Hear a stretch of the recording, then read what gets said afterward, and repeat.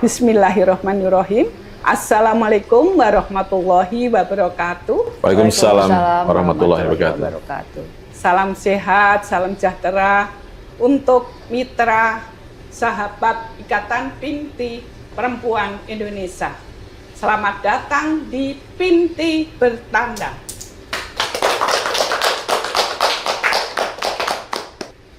Kali ini saya tidak sendirian, ditemani oleh partner saya. Beliau adalah Sri Kandi Adiaksa yang sudah malang melintang bertugas di jajaran Kejaksaan Republik Indonesia. Terakhir beliau menjabat sebagai Jaksa Agung Muda Perdata dan Tata Usaha Negara. Beliau adalah Ibu Luke Larasati. Terima kasih Bu Utami. Sahabat mitra Ikatan Pinti Perempuan Indonesia, kali ini kita bertandang di tempat yang sangat istimewa dengan narasumber yang sangat istimewa. Berkenan Bu Luke untuk memperkenalkan. Oh baik. Baik, terima kasih Bu Utami. Sebelum saya memperkenalkan narasumber yang luar biasa ini dan berbeda dari narasumber sebelumnya, saya memperkenalkan juga Bu Utami. Bu Utami adalah pernah bertugas di Kementerian Hukum dan HAM dan terakhir beliau menjabat sebagai Dirjen Pemasyarakatan. Beliau adalah Dirjen Pemasyarakatan yang perempuan pertama di lingkungan Kementerian Hukum dan HAM. Jadi beliau juga Sri Kandi Pengayoman ya Bu ya. Baik, nah dalam berikutnya adalah saya mencoba untuk mengeksplor narasumber kita yang berbeda dari 5 episode sebelumnya. Siap. Prof. Jadi sebelumnya narasumber kami dari Pinti Bertandang ini adalah 5 orang ya, perempuan-perempuan hebat.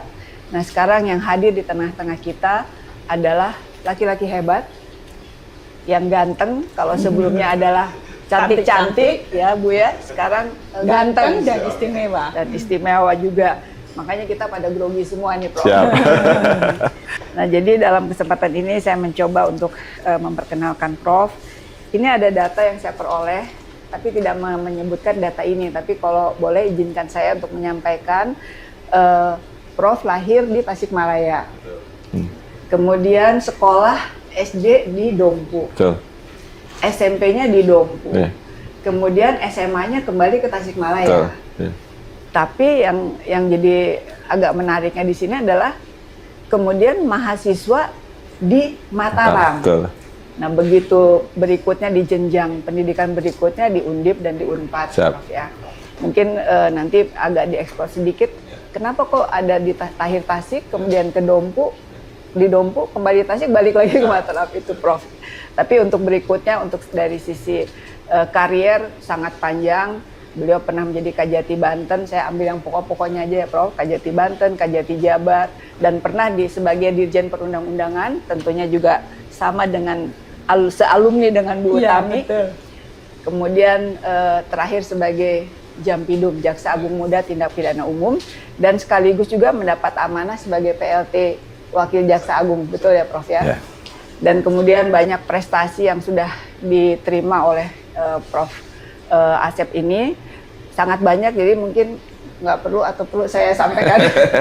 Ada beberapa hal mungkin yang ada yang namanya prestasi istimewa peringkat 1 pelatihan kepemimpinan nasional tingkat 1 angkatan 48 ya, tahun 2021.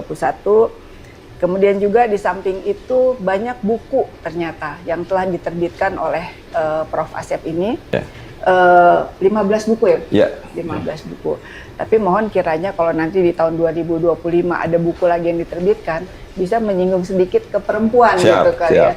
Mungkin kaitannya dengan topik kita hari ini, bagaimana sih perempuan dan hukum ini sebetulnya di Indonesia pada saat ini. Mungkin ada satu buku kalau di 2025 ini menerbitkan itu Prof. Sekedar usulan sih. Siap. Baik, mungkin saya tidak begitu mengekspor banyak. Namun sebelum masuk ke topik mungkin bisa sedikit menjelaskan atau menceritakan masa kecilnya sedikit di Dompu semua, balik lagi sana. Monggo Prof. Boleh ya Bu Tami ya? Silakan. Baik, makasih Bu Luke, Bu Tami atas kesempatan ini. Bagi saya ini suatu kehormatan bisa ikut bergabung dengan perempuan-perempuan hebat Indonesia nih. Sekandi-sekandi yang ikut mewarnai perjalanan Republik ini, di mana ibu-ibu yang terikat dalam PIMTI bertandang ini jadi perempuan yang sudah juga memberikan kontribusi ya di kementerian atau lembaga masing-masing. Saya agak cerita unik Bu tentang kehidupan saya ini. Jadi bapak saya itu dulu tugas di Pegadaian Bu, Pegadaian. Di tahun 81-an saya itu udah kelas 6 SD, kelas 6 SD 81 lah, saya ingat tuh. Bapak saya dipromosikan jadi kepala Pegadaian di Dompu Bu waktu itu. Nah, karena ini bagi beliau itu sebagai apa namanya penghargaan lah dan sesuatu pencapaian dari ya maklum kan bapak saya kan dari tempatan SMP dulu, SMA, kemudian terusnya pencapaian yang bagi beliau itu suatu kehormatan, tentu kita mendukung semua. Makanya kami pindah waktu itu. Si keluarga pindah, ada kakak saya yang tinggal di Bandung, ada yang di Tasik sebagian, tapi kami yang kecil ini ikut semua, ikut ke sana. Saya akhirnya di Dompu tuh SD kelas 6. Kelas 6, kemudian SMP, kata Pak sudahlah kamu ikut sini sama kita. SMP, ya SMP. Akhirnya saya memutuskan, meminta izin sama orang tua, boleh nggak sih pulang ke Tasik? Karena ada kakak saya juga sana kan di Tasik gitu. Saya pulang SMA di Tasik, Bu. Ya, SMA di Tasik, kemudian, nah begitu perguruan tinggi, saya waktu itu kan ibu saya tuh pinginnya saya dokter, Bu. Cuma saya tidak dokter yang jadi jaksa. Ya, dokter ingin dokter, karena kebetulan ada kakak saya juga di kesehatan, kedokteran gitu. Kata ibu saya waktu itu, kan kamu nanti buku-buku nggak usah beli, katanya, bisa ngikut segala macam. Tapi karena saya tidak suka familiar dengan kehidupan rumah sakit lah ya, nggak tahan dengan darah, dengan segala macam itu. Saya itu ngakali Bu, nakal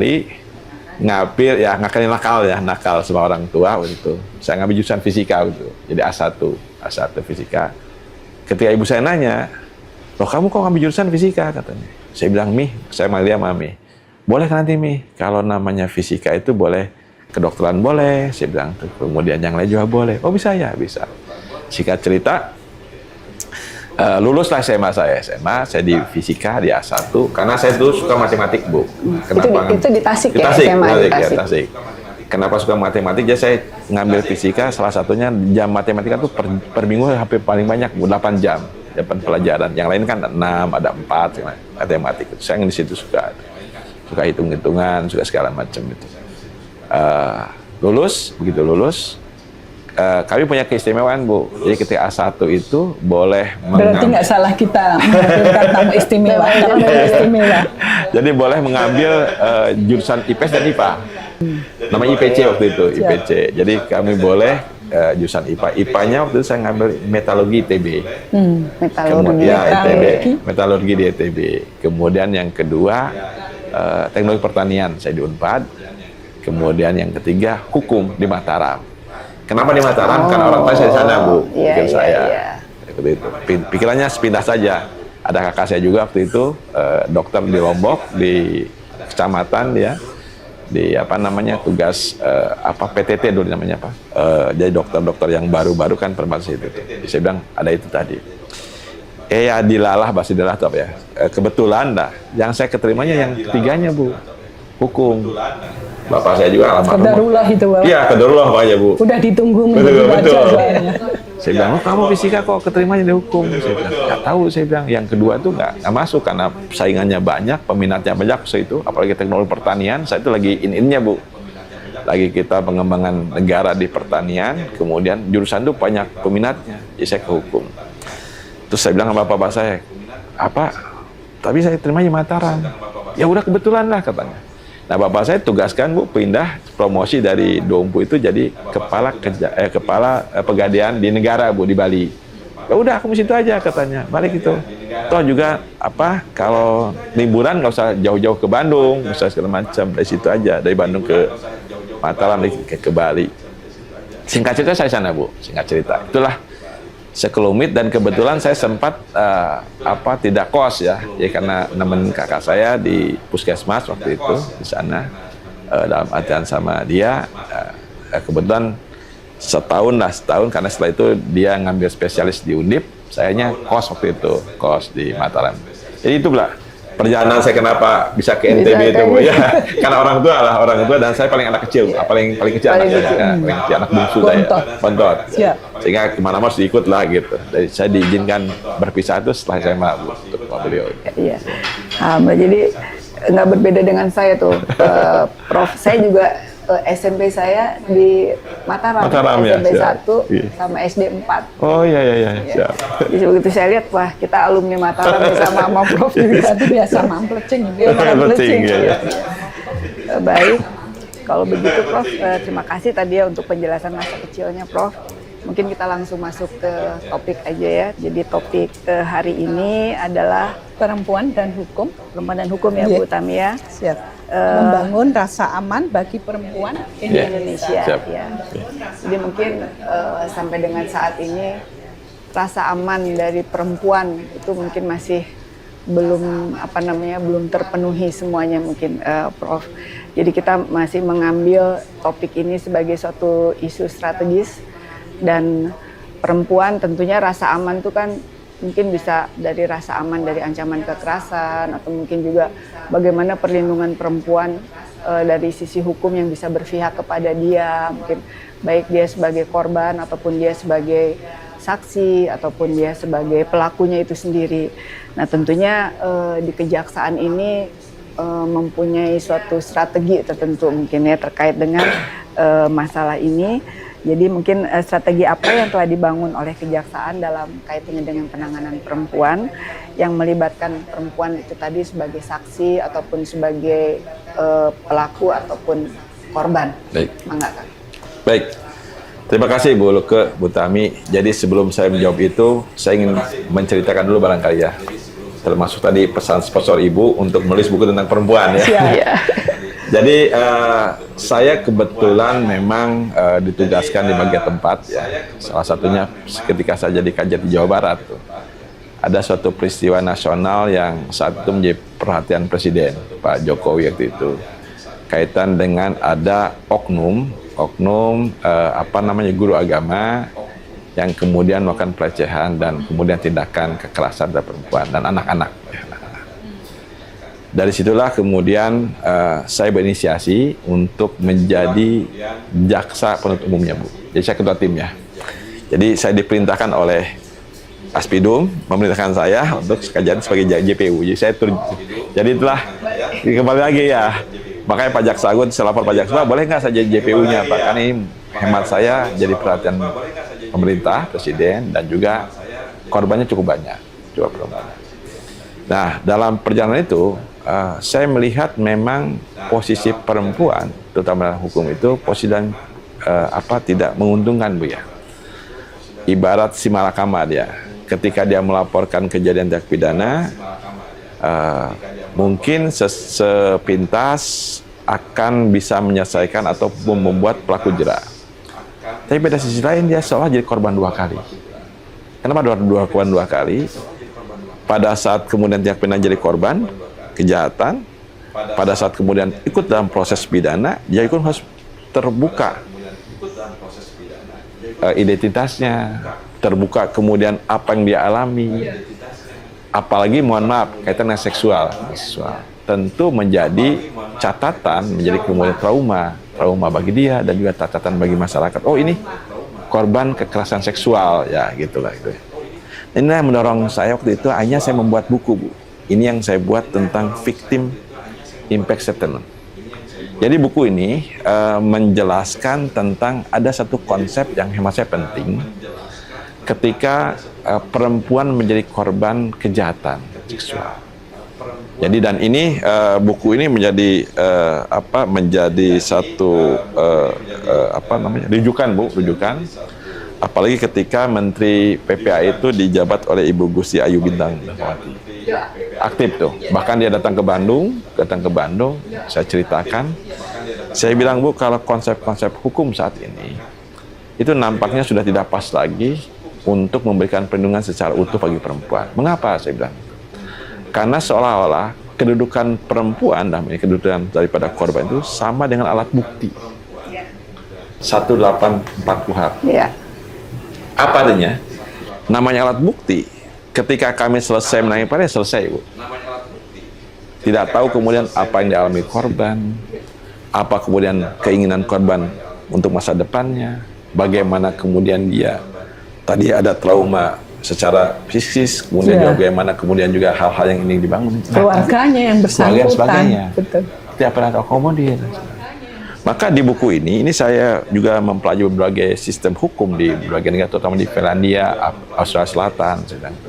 Ada satu mekanisme yang ternyata ketika perempuan sebagai korban tidak semata-mata itu sebagai alat bukti, sebagai saksi dia, tapi dia memberikan peran yang yang lebih luas, sehingga korban bisa menceritakan bukan hanya kejadian terjadi tindak pidana, tapi juga pengalamannya dia, kemudian trauma yang dia hadapi, kemudian keinginan dia, kerugian fisik material yang dialami dan sebagainya, harapan dia. Ini yang disebut dengan konsep victim impact settlement, Bu. Nah, dari situlah kemudian dan ini menjadi satu rujukan, satu buku yang menjadi bahan diskusi.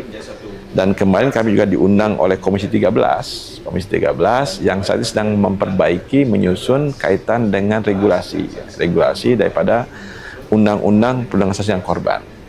Saya sampaikan di forum itu karena 3 kali saya diundang oleh mereka. Pertama sebagai ahli, bersama dengan teman-teman dari UNPAD, dari kemudian Trisakti dan berbagai perguruan lain. Saya sampaikan kalau Bapak Ibu di DPR ingin memberikan perlindungan lebih terhadap korban perempuan, dirubah dulu paradigmanya. Jangan ditempatkan korban sebagai saksi, sebagai alat bukti. Saya bilang 184 KUHP, dikeluarkan itu. Diberikan ruang lebih, sehingga dia bisa bebas memberikan kemudian apa yang dialami, apa yang kemudian diinginkan, apa kemudian juga cita-cita ke depannya seperti apa. Dan kami, kalau itu dijadikan seperti itu, akan memberikan perhatian lebih. Tidak diculkan begitu saja gitu. Selesai perkara, terbukti, selesai gitu loh. Maka saya bilang, ketika saya dipercaya oleh Pak Jaksa Agung sebagai Jampidum, saya menerapkan para jaksa untuk kemudian memberikan perhatian lebih. Jadi ketika korbannya itu perempuan, ya apalagi korban kekerasan seksual, maka kalian harus membuat tuntutan yang berbasis pada korban. Jadi tidak semata-mata memberikan efek jerah pada pelaku, tapi juga harus berbasis kemudian bagaimana kepentingan korban. Dan tidak terbatas pada restitusi saja, yang jumlahnya mohon maaf Bu sangat-sangat minimal bagi saya. Tidak cukup lah Bu untuk kemudian menghilangkan trauma, membangun masa depan, apalagi misalnya dia sampai melahirkan anak dari kejahatan itu, yang tentu harus membutuhkan itu tadi. Itu yang satu yang kami lakukan. Yang kedua, di PIDOM pun kami sudah punya pedoman, Bu. Jadi pedoman 1 2021 kaitan dengan akses keadilan bagi perempuan dan anak-anak. Cuman satu hal punten sebelum berlanjut. Ya. Itu kan tadi terkait dengan korban untuk intinya supaya dikeluarkan dari sebagai alat bukti dari 184. Betul. Tapi sebelum ke sana kan mereka pasti akan melapor tuh. Ya. Jadi pada saat saya masih bertugas itu ada informasi dari Komnas Perempuan. Jadi perempuan-perempuan yang melapor kan pasti kalau ini kaitannya ke tindak pidana umum masuknya ke penyidik dulu kan, betul. Prof ya. Nah begitu dia lapor ke sana, dia sebagai pelapor, ternyata si suami juga ikut melapor. Mungkin dia juga perlu menjadi perhatian juga. Suami melapor, jadi akhirnya si istri yang ini KDRT kekerasan juga ya. Jadi dia yang jadi tersangka. Nah itu jadi kebalik-balik begitu Prof. Jadi ini juga mungkin perlu menjadi atensi juga ya dalam proses kedepannya mungkin seperti itu. Betul. Mana, Prof? Makanya ini Bu, sebelum saya menjelaskan akses perempuan, akses pedoman 1 tadi, dari buku ini Bu, akhirnya ada satu unit terbaru di teman-teman penyidik itu, unit PPA Bu, yang tentu pendekatannya tidak secara serta-merta ya gitu. Jadi ketika perempuan tadi seperti Ibu tadi, jangan sampai perempuan sebagai korban kok jadi tersangka gitu loh. Iya, itu. Termasuk juga cara penanganannya. Jadi mungkin kalau laporan-laporan pencurian segala macam, saya misalnya korban pencurian atau si Badu korban pencurian, mungkin penanganannya biasa. Tapi ketika ada perempuan berbeda penanganan Bu. Ada perlakuan khusus, misalnya bagaimana kita kemudian melindungi identitasnya sehingga dia tidak tercemar namanya lah. kemudian tidak terpublikasikan pada pihak-pihak yang tidak berkompeten. Ya karena stigma sosial, Stigma sosial kan itu masih lebih berat Bu bagi dia. Ya, betul. Dan kita juga berikan kesempatan untuk berbicara, jadi speak up lah gitu. Jadi Pak Bu Menteri waktu itu sampaikan pada kami bagaimana kita mendorong mereka untuk berani melaporkan dan kita siap pendampingan. Jadi itulah yang kami lakukan kerjasama dengan kementerian, terutama Kementerian PPA, ya, kemudian juga teman-teman di Komnas Perempuan, ya, dan juga berbagai stakeholder termasuk juga NGO yang memang penggiat daripada perempuan. Nah, kembali lagi ke tadi pertanyaan Ibu kaitan dengan bahwa strategi apa. Nah, kami memberikan semacam pedoman bagi jaksa itu ketika mengenai perkara-perkara yang korbannya atau kemudian pihaknya perempuan, ada pelakuan-pelakuan sendiri Bu. Cara bertanya pun kami atur di pedoman itu. Misalnya pertanyaan-pertanyaan yang tidak boleh dalam artian mendiskreditasi daripada si perempuan, merendahkan martabat perempuan. Tidak boleh kemudian juga dalam artian ketika pertanyaan di ruang sidang misalnya, itu kemudian membeberkan sesuatu yang tidak seharusnya misalnya sampaikan. Ketika perkara yang lain misalnya, kalau perkara yang lain mungkin pencurian segala macam kita bisa luas, tapi perempuan harus melihat tadi. Karena kita melihat pada dampak, pada kemudian impact-nya kalau kemudian kita tidak memberikan perlakuan pada perempuan. Ya. Itu Bu yang kami lakukan, dan kami juga di samping tadi bekerjasama dengan kementerian terkait, ya, ada bintek khusus terkait itu, bahkan juga kami ada sertifikasi khusus bagi teman-teman jaksa, ya, para jaksa yang menangani perkara-perkara perempuan. Gitu, Bu. Jadi insya Allah lah Bu, kalau Ibu datang kepada kami, nggak salah lah kita. Kami memang sudah memberikan perhatian khusus pada teman-teman makhluk atau ras terkuat di dunia ya. Makhluk atau kalau makhluk kayaknya ras terkuat di dunia. Yang terkuat di dunia itu ya. Nah, cuman kebijakan yang dulu waktu saya masih sidang gitu, Ya. Prof. Kalau perkaranya seperti itu, jaksanya harus perempuan. Nah, itu apakah masih berlaku atau udah nggak berlaku gitu ya? Kami utamakan itu. Ya. Karena tentu saja ketika jaksanya memiliki kesamaan gender ya, dengan para pihak yang terlibat di dalamnya, tentu akan lebih nyambung secara emosional Bu, ya. Tetapi tidak menutup kemungkinan juga kami melibatkan jaksa-jaksa yang dari jenis laki-laki ya, laki-laki yang. Tapi intinya kami itu. Karena apa? Karena tentu ketika korban misalnya yang menjadi pihak di dalam proses peradilan pidana itu akan lebih leluasa menyampaikan ketimbang kepada jaksa yang laki-laki. Kami upayakan itu. Jadi kami melihat, ya, ketika kami menunjuk P16 maupun P16 itu, ketika korbannya ada perempuan, apalagi tadi kejahatan seksual yang tentu saja membutuhkan pendalaman ya, yang mungkin hanya bisa secara lebih luas dilakukan oleh teman-teman jaksa perempuan, mungkin kami serahkan perempuan. Itu kami lakukan Bu.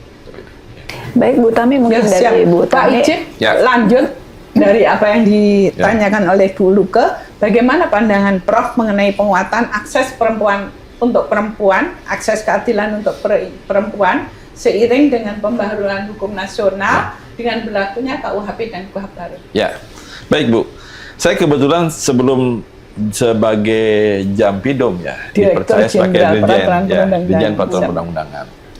Dan ketika kami menyusun Undang-Undang 59 2024 tentang Rencana Pembangunan Jangka Panjang 2025-2045, kami menyampaikan dalam diskusi itu bahwa perlu ada perhatian khusus bagi perempuan. Jadi konteksnya tidak hanya penyamaan hak ya, hak dan kudu yang sama karena ini amanat konstitusi Undang-Undang Dasar Negara Republik Indonesia 45, tapi juga menjadi suatu kebutuhan kita semua. Karena apa? Karena tentu itu harus di-state dalam bentuk regulasi. Ya. Maka dari itulah kemudian di samping Undang-Undang 59 2024 tadi ya, juga kemudian kebetulan kami ikut Bu di tim penyusunan KUHP ya. Siap. Kami juga di dalam beberapa RPP dan mengembirakan buat kita semua bahwa sekarang ada bab tersendiri Bu. Bab tersendiri kaitan dengan perlindungan pada perempuan. Jadi kalau selama ini misalnya ada perlindungan terhadap korban, sekarang di state Bu ada perlindungan terhadap perempuan dalam bab sendiri. Perempuan dan anak-anak. Jadi ada itu. Kenapa itu? Di samping yang saya katakan tadi, di samping amanat konstitusi, kita juga sudah meratifikasi sebagai konvensi internasional. Karena kita sudah meratifikasi, itu menjadi kewajiban negara pihak ya, untuk kemudian mengadopsi, menerapkan dalam aturan internal kita, regulasi nasional kita. Jadi itulah kemudian akhirnya alhamdulillah di Undang-Undang 1 2023 tentang KUHP nasional itu sudah diatur Bu tentang ini. Jadi ini menjadi suatu political will dan menjadi politik perundang-undangan kita ya, bahwa memang perempuan harus diberikan akses yang lebih khusus ya, memberikan perhatian lebih bagi kita, sehingga tadi tidak semata-mata sebagai alat bukti saja. Yang selesai perkara, selesailah kemudian persoalan. Memperhatikan jangka panjangnya. Bu. Iya. Ya, Bu. Siap. Izin lanjut lagi, apakah sarana prasarana untuk itu disiapkan dari kejaksaan juga? Secara umum ya Bu, secara umum. Jadi kami tadi ada pendidikan pelatihan misalnya dari segi soft skill-nya ya. Soft skill-nya kami memberikan pelatihan bagi teman-teman perempuan. Bahkan Ibu izin sebagai gambaran bagi teman-teman di PIMT ini, di Komisi PIMT ini, kami sekarang juga sedang mengembangkan misalnya kejahatan-kejahatan berbasis kripto misalnya gitu. Kami perempuan itu kami akomodir. Carbon crime misalnya kejahatan yang berbasis teknologi sekarang ini. Itu kami libatkan teman-teman perempuan. Bahkan yang sekarang punya sertifikasi internasional teman-teman jaksa perempuan itu. Jadi dari segi jaksanya kami berakses Bu, akses juga mereka sehingga tidak kalah bahkan teman-teman yang jaksa perempuan itu lebih baik saya lihat tuh ketimbang jaksa-jaksa yang laki-laki atau yang lain. Yang laki-laki ya. Jadi kami itu tadi Bu, karena hemat kami juga perlu ada memberikan semacam perhatian buat mereka ya. Jadi ada hal-hal yang harus kita perhatikan, termasuk juga sarana-prasarananya Bu, sarana-prasarananya. Jadi kami ada beberapa misalnya kaitan dengan di kami itu ada namanya kami menyiapkan semacam co-working space Bu. Jadi co-working space itu perempuan-perempuan bisa misalnya menaruh apapun peralatan-peralatan yang mungkin bagi perempuan di ruang tertentu, di loker tertentu sehingga dia bisa nyaman bekerja Bu. Ketika dia bekerja pagi kemudian mungkin membutuhkan waktu yang panjang sehingga tanpa terganggu mungkin oleh hal-hal yang berkaitan dengan kewanitaannya gitu ya. Ya Bu. Siap. Ya, melanjutkan siap. Prof. Pandangan Prof terkait dengan karir jaksa perempuan bagaimana? Ya.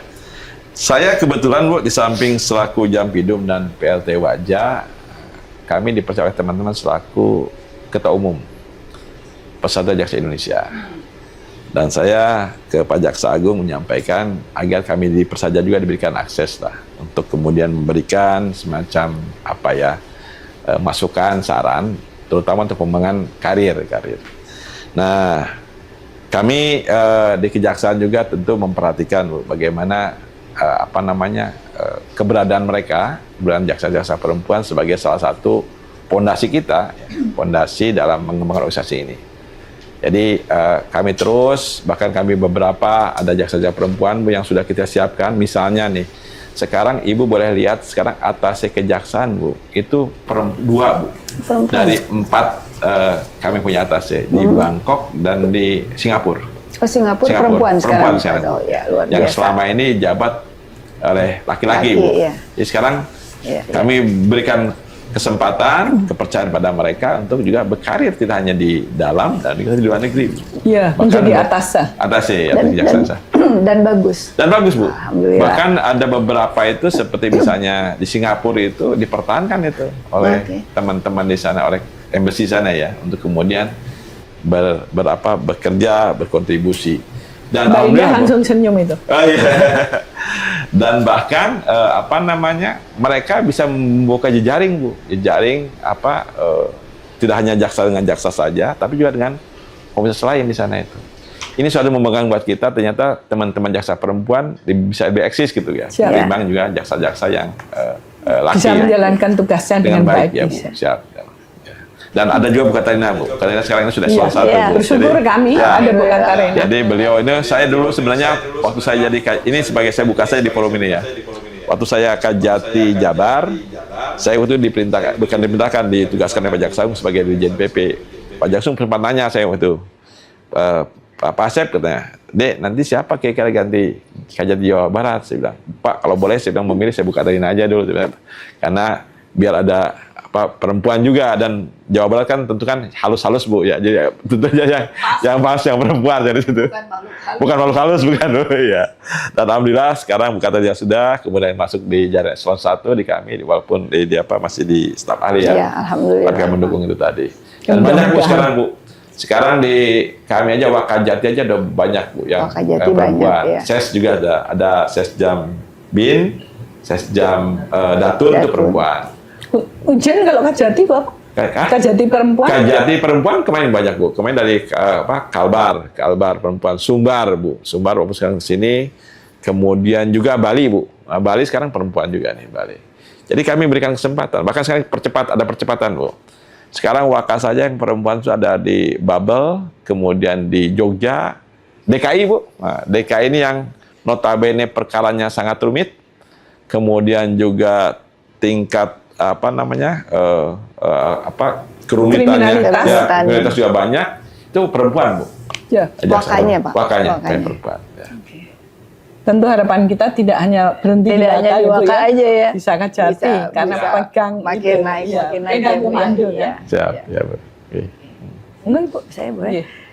Sebetulnya saya ingin menyambung yang ini tadi ya Prof, tapi ada satu hal yang menurut saya juga kemarin saya baca di Kompas di tajuk rencana.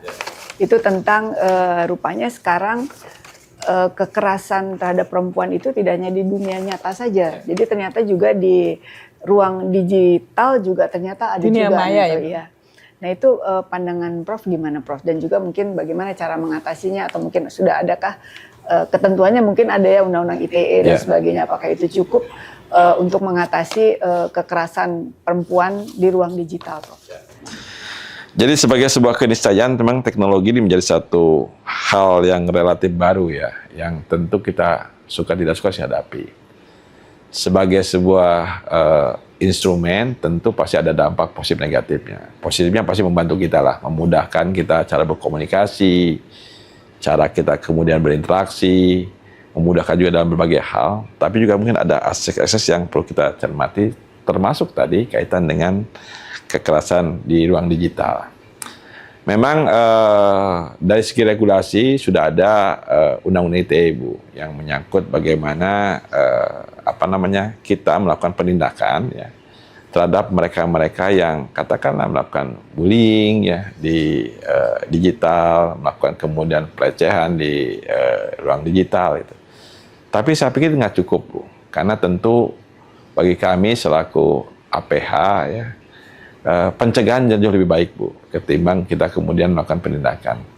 Ibaratnya kan lebih baik mencegah daripada mengobati kan. Betul. Itu kan treatment yang memang kita anggap menjadi sarana efektif untuk kemudian mengurangi dampak itu.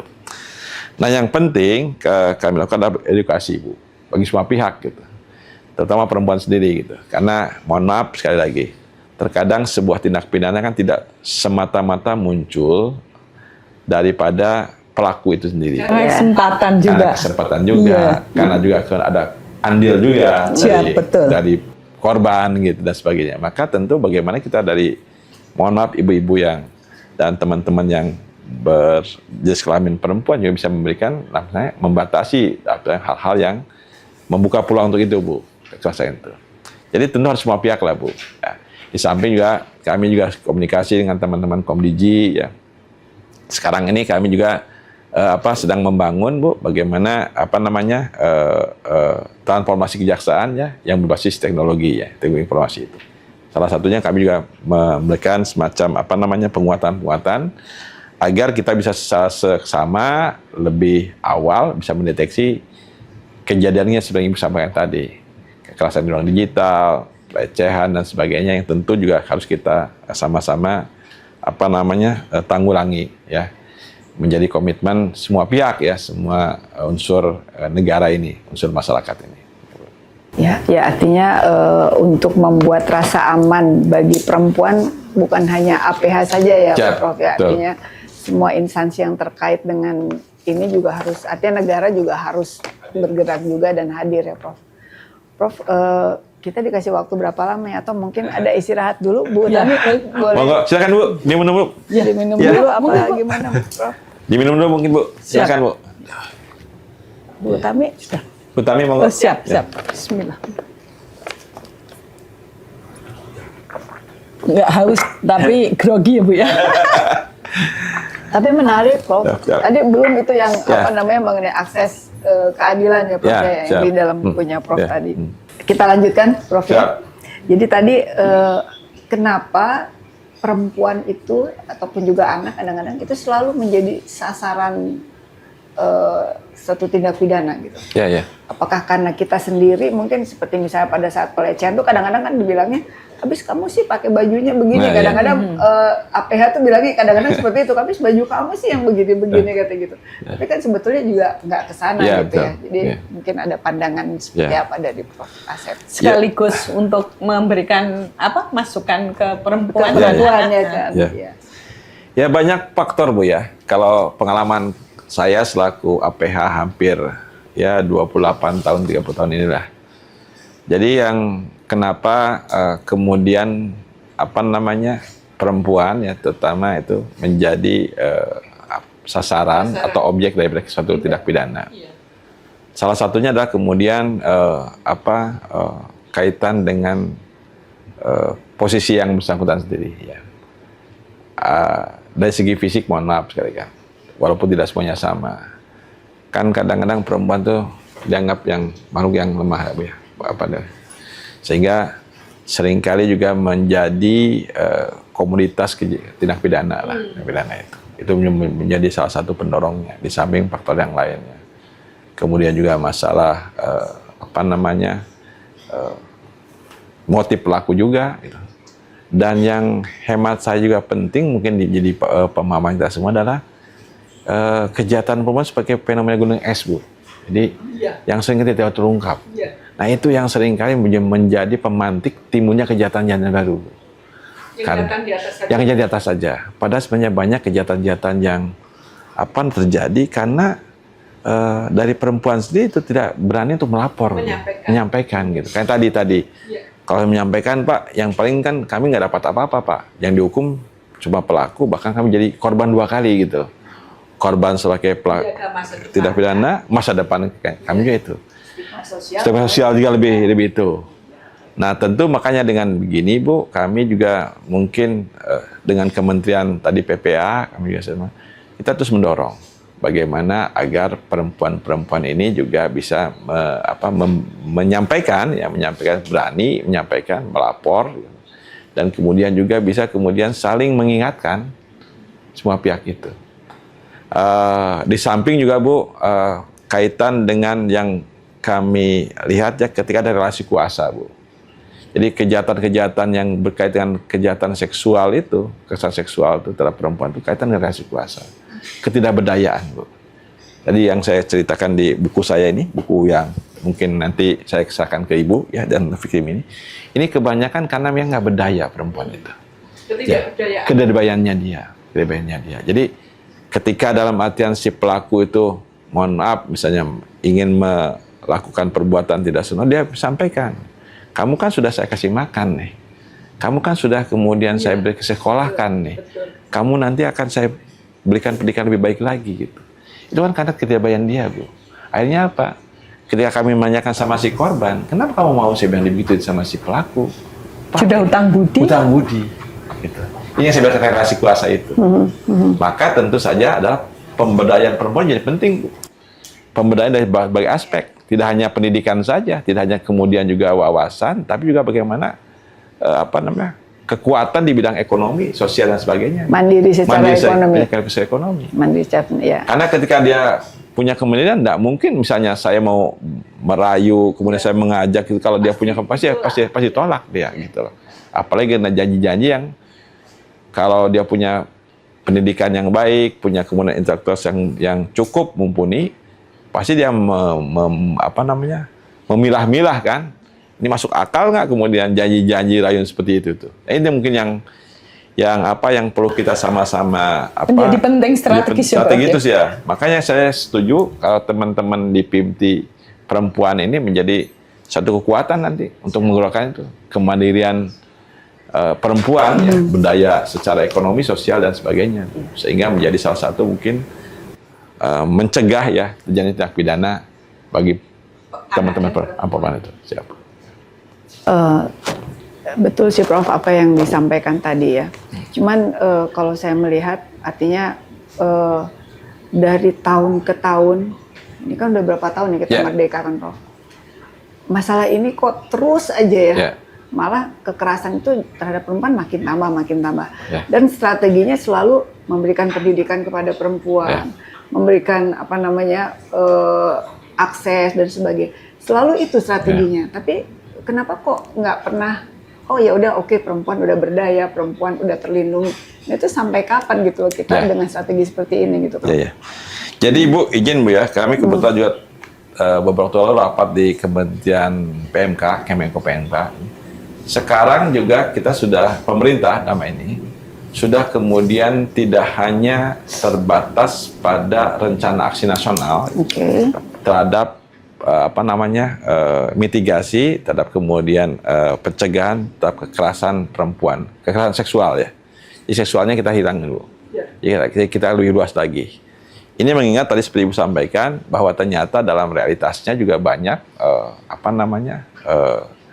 kejadian-kejadian ya kekerasan dari laki-laki terhadap perempuan ini. Maka sekarang pemerintah sedang mencuri itu dan di bawah koordinasi Ibu Menteri PPA, kami dilibatkan juga untuk memberikan masukan saran terhadap rencana aksi nasional tadi ya. Dan nanti mungkin ke depan kita akan lebih luas Bu, seperti disampaikan tadi, sehingga minimal nanti akan menjadi katakanlah pengurang, kalaupun tidak menjadi penghapus ya, dan pencegah efektif nanti agar kejadian nggak berulang Bu. Tidak pernah nggak berulang, terutama ketika korbannya perempuan. Jadi paling nggak ada keseimbangan gitu. Dan terus berkurang gitu, bukannya makin nambah dengan strategi yang sama gitu kan dari tahun ke tahun mungkin ada pengembangan dan sebagainya. Tapi terus tapi ya insya Allah mudah-mudahan bisa mengurangi itu. Amin. Ya. Amin.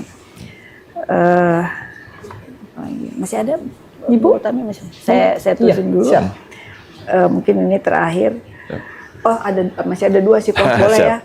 Karena menarik sekali bicara tentang perempuan. Bicara tentang perempuan tuh kadang-kadang nggak ada habis-habisnya gitu. Walaupun narsum kita laki-laki nih gitu ya. Laki-laki yang perhatian ke perempuan. Iya betul. Kan kemarin itu juga ada pemberitaan bahwa ada seorang perempuan yang menurut saya juga luar biasa sih dengan perannya yang baru tertangkap karena peran dia yang sangat luar biasa di segitiga emas itu Prof. Yang peredaran itu yang narkoba. Dewi Astuti ya kalau nggak salah itu. Dia dalam hal ini kan pelaku tuh ya. Nah, itu kalau dia sebagai pelaku, apakah juga nanti akan dilihat kenapa sih kok dia melakukan itu, artinya motif dia melakukan itu akan dilihat sampai ke sana nggak Prof? Sehingga nanti terkait mungkin masalah hukumannya ya mungkin atau tuntutannya itu gimana Prof? Biasanya kami Bu terhadap kejahatan seperti itu ada sebagai asesmen Bu ya. Asesmen untuk melihat, jadi tidak hanya berhenti atau fokus pada persoalan tindak pidana saja, tapi juga ingin melihat secara lebih luas, ya sebagai komprehensif, apa sih penyebabnya. Makanya kami ketika saya dipercaya oleh Pak Jaksa Agung sebagai Jampidum, saya menyampaikan ketika menangani Pak Kas sama teman-teman sekalian, tolong Anda jangan hanya berhenti pada penyelesaian hukumnya saja, tapi apa pokok masalahnya siapa sih? Akar masalah menjadi kejahatan, apanya apa sih gitu? Apa masalah ekonomi? Apa masalah yang lain misalnya gitu, pergaulan dan sebagainya. Kaitan dengan itu Bu, nanti itu sebagai salah satu pertimbangan kami dalam mengajukan nanti tuntutan. Karena akan berbeda nanti ketika misalnya mereka melakukan karena keterpaksaan, karena kemudian dijadikan alat dengan aktor utama, pasti akan berbeda nanti. Termasuk juga treatmentnya. Jadi sehingga hal-hal demikian menjadi perhatian kami di Jampidum ya. Sehingga ada perlindungan secara komprehensif menyeluruh Bu. Jadi tidak pada satu aspek segi legalitas saja, tapi juga hal-hal yang termasuk pasca Bu. Jadi kita kan sekarang mengusung paradigma yang restoratif, korektif dan rehabilitatif. Jadi tidak hanya mengembalikan pada keadaan semula, misalkan masalah hukumnya direstor, ya kemudian juga kami kemudian melakukan koreksi. Apa sih penyebabnya itu? Saya ke depan apa penyebabnya yang bersangkutan sendiri? Jangan-jangan, mohon maaf ya, ada pihak lain juga ikut memberikan kontribusi kejahatan itu. Jangan-jangan juga nih masyarakat kita juga permisif, memberikan peluang untuk itu. Jangan-jangan segala macam. Nah, banyak jangan-jangan itu kemudian tadi. Termasuk rehabilitatif. Rehabilitatif dalam pengertian apa? Kami berharap bahwa dengan kami tangani perkara itu, kemudian dia tidak berulang kejahatan itu. Jadi memberikan, misalnya tadi, kalau orang tuh mencuri karena misalnya lapar, ya kita berikan penghidupan yang lebih baik dah, selesaikan masalah kelaparan itu, masalah ekonominya, sehingga nanti nggak mencuri lagi dia gitu. Sama dengan kegiatan itu, jangan sampai nanti berulang lagi, sehingga kita memberikan misalnya penghidupan yang lebih baik bagi yang bersangkutan. Nah itu. Ya banyak lah Bu, yang mesti mungkin kita perhatian kita semua ya. Asik. Dalam ini tadi, ya. Karena saya sih Bu, izin Bu, saya percaya ada satu statement ya, satu ini kan mengapa perempuan harus diberi perhatian khusus, karena bukan saja perempuan itu menjadi penopang keberhasilan laki-laki dalam berkarir, tapi ada satu konsep yang hemat saya bukan hanya di Islam saja ya. Nisa Amadas Ula gitu. Jadi perempuan itu adalah sekolah pertama buat generasi muda gitu lah. Buat anak-anak kita gitu. Buat cucu-cucu kita itu kan gitu. Jadi sebenarnya di perempuan itulah kami gantungkan harapan-harapan bangsa ini gitu. Kalau sekarang perempuannya tadi mandiri secara ekonomi, punya pendidikan yang bagus, berdaya, kemudian wawasan yang luas, sebagainya, pasti anak-anak kami, cucu-cucu kami, dan segala macam pasti akan lebih baik. Akan ikut tuh. Maka ini menjadi perhatian kita, ya baik APH, kemudian stakeholder yang lain itu, untuk kemudian memberikan peran, perhatian lebih pada teman-teman di perempuan ini. Alhamdulillah. Pertanyaan terakhir saya boleh? Boleh, Ibu. Terakhir Prof, Siap. dari saya. Tadi terkait dengan jaksa perempuan. Sekarang saya melihat Prof dalam posisi sekarang ini. Ya. Nah, bagaimana pandangan Prof dengan kepemimpinan perempuan Ya. secara keseluruhan dan khususnya kepemimpinan perempuan di Di lingkungan kejaksaan. kejaksaan sendiri? Ya. Kalau bagi saya Bu ya, selama ini jadi kita sudah tidak lagi bisa mendekotomikan ya perempuan dan laki-laki. Karena ternyata yang dulu pernah kita mungkin masih kekhawatiran kalau perempuan nggak bisa jadi kajati misalnya, perempuan nggak bisa kemudian tugas di luar Jawa. Nah, ternyata enggak juga Bu, Malah lebih strong, kan? bahkan lebih strong gitu. Dan saya ketika misalnya keliling ya selaku PLT Wajah itu keliling ke tempat-tempat ke kejari-kejari, justru saya lihat tuh banyak kejari-kejari punya inovasi yang bagus-bagus Bu. Perempuannya, kejari perempuan yang bagus-bagus. Bahkan dia lebih rapih Bu. Kalau saya masuk ruangannya itu, ruang kerjanya itu dia punya wangi, kemudian tertata. Kalau kadang-kadang laki-laki kalau gelas pun sembarangan gitu, asbak di mana-mana. Perempuan yang bagus. Ini artinya menunjukkan bahwa ketika perempuan diberi kesempatan ya, untuk berkarir, untuk kemudian melakukan inovasi, untuk kemudian juga sampai juga di puncak karir pada titik itu Bu. Tergantung kita punya komitmen sama dan kesiapan perempuan itu sendiri. Siap nggak untuk berkompetensi, berkompetisi dengan yang lain-lain. Kemarin izin Bu, saya ke Lampung ya. Ke Lampung tuh anak-anak muda, Bu, perempuan-perempuan luar biasa Bu. Kami tawarkan Kemen beasiswa. Ini kamu nggak, saya bilang. Ada beasiswa kami di PIDUM menyiapkan untuk teman-teman ngambil magister ilmu hukum berbasis proyek. Apa jawabannya? Pak, saya mohon maaf, Pak, saya diterima di Sini University Pak. Coba. Jadi loncatannya jauh. Udah lebih jauh. Kami udah nyiapkan di mana mereka sudah kemana gitu. Ini kan suatu hal yang membanggakan buat kita semua nih. Iya. Bagaimana anak-anak muda perempuan tuh ternyata lebih kreatif, lebih kemudian. Tapi memang harus dieksplor. Betul, Ya. betul. Tinggal kita mungkin pembinaannya kita, perhatian kita buat mereka. Betul, Prof. Makasih Prof. Siap. Monggo Bu, Bu sudah? Tami. Saya sudah. Mitra dan sahabat Ikatan Pinti Perempuan Indonesia, sampailah kita di ujung acara episode Pinti Bertandang episode 6. Akhirnya kita haturkan terima kasih kepada Prof. Asep Nana Mulyana yang telah memberikan begitu banyak informasi, memberikan edukasi, penguatan kapasitas bagi kita khususnya teman-teman di jajaran Kejaksaan Republik Indonesia. Mudah-mudahan dengan pertemuan kita pada hari ini memberikan semangat kepada perempuan Indonesia untuk bisa berdaya, berkolaborasi bersama-sama membangun negeri menuju Indonesia maju. Terima kasih, saya tutup dengan pantun. Kasih naik delman, pohon dadap retas di jalan. Terima kasih atas perhatian, mohon maaf atas kekurangan.